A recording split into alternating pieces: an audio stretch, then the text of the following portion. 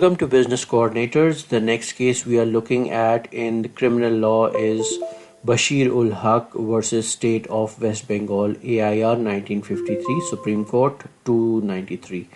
तो next case जो हम देख रहे हैं वो Bashir ul Haq versus state of West Bengal, AIR 1953, Supreme Court 293 है. Subject of the case.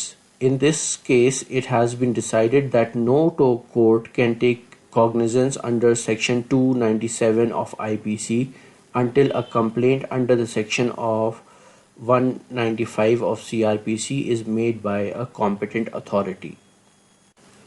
तो सब्जेक्ट में ये कहा गया है कि सेक्शन 297 जो कि कब्रिस्तानों में अतिचर करना वगैरह होता है, उसमें कोई कोर्ट कॉग्निजेंस नहीं ले सकता है, खुद संज्ञान नहीं ले सकता है जब तक कोई कंप्लेंट सेक्शन 195 CRPC के तहत किसी कॉम्पिटेंट अथॉरिटी द्वारा ना की जाए.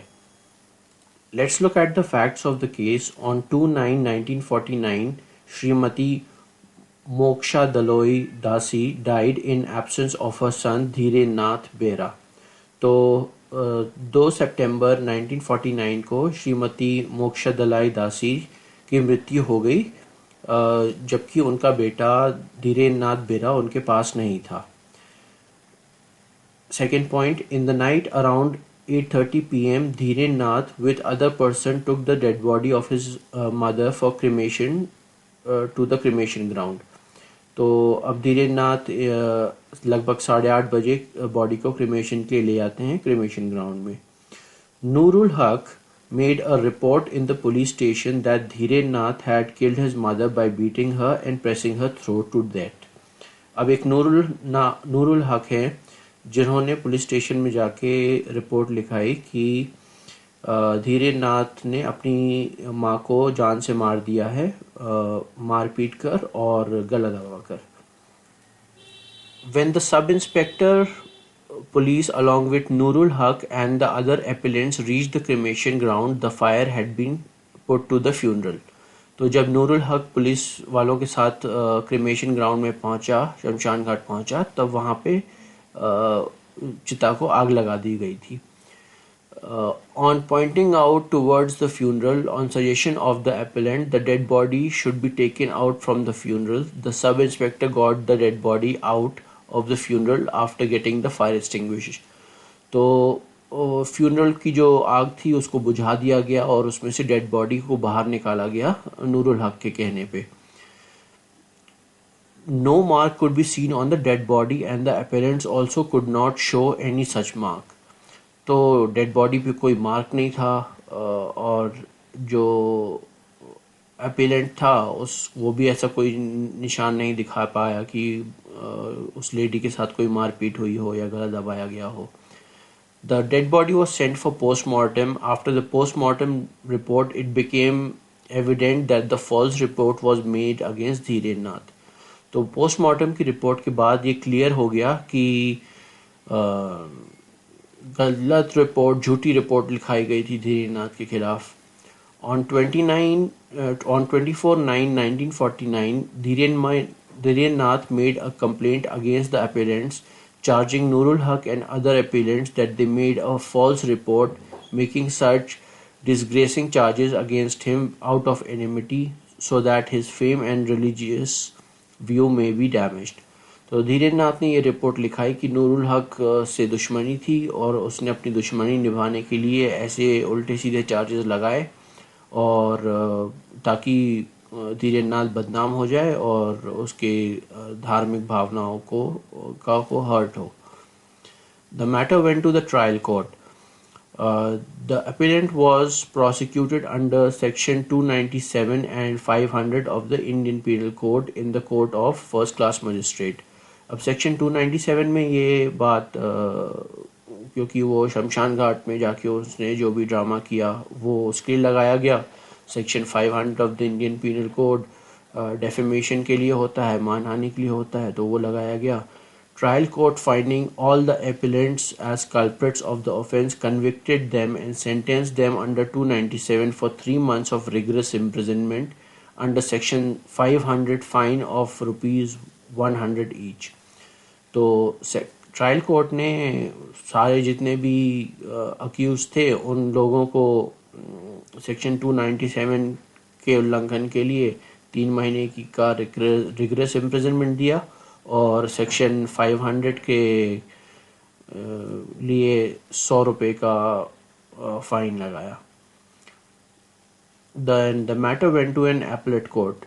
The appellants then filed an appeal against the decision of the trial court in the Court of Sessions Judge Havda, who admitted the appeal, setting aside the order of the trial court and acquitted all the appellants. The Session Court also decided that the appellants have if the appellants have committed any offence, it comes under the purview of section 182 or 211 if the cognizance of the offence be taken by any court until a competent authority makes a complaint to it under section 195 of CRPC.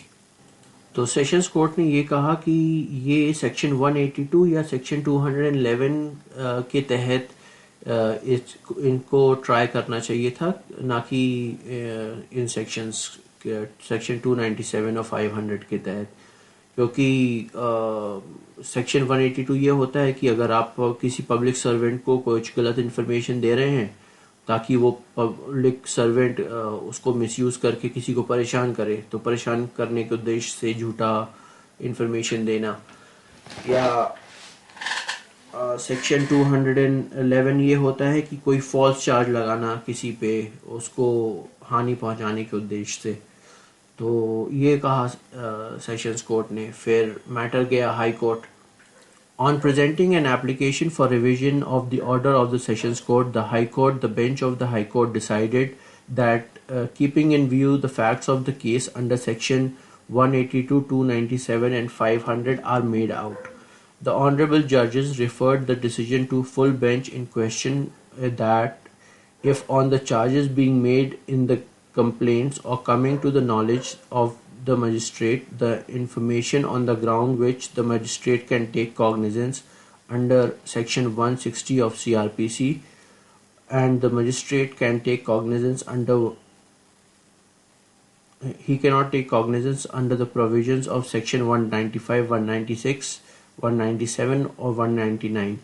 There may be a ban on the magistrate for this reason from taking cognizance of the offence, for which provisions 195, 196, 197 and 199 have no effect.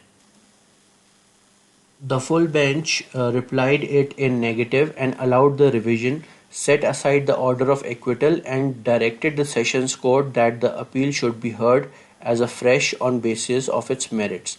तो जो छोड़ दिया गया था उन लोगों को, वो ऑर्डर हाई कोर्ट ने सेट असाइड कर दिया कि भाई आप नए सिरे से इस केस को सुनिए on basis of its merits.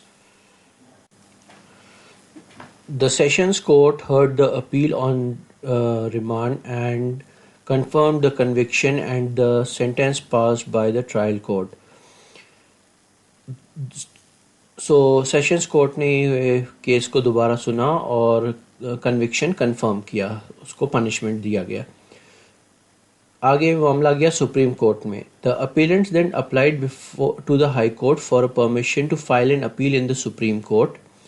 If an application an objection was also raised, that the full order of the full bench relating to which the argument was compliant was that no objection can be raised during the order against which no appeal has been filed. फिर देखते हैं आगे इसमें judgement में क्या हुआ. Judgement.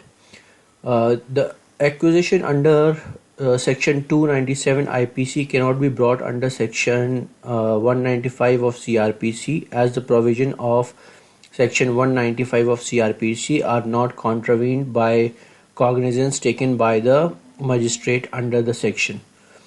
So far as there is a question of acquisition under section 500 of IPC, it is complete and evident that the charges in a false report originate the offences, one against a public servant and the other against an ordinary person. Under the provisions of section 195, the application for the redress of offence against himself by an ordinary person cannot be prohibited for it.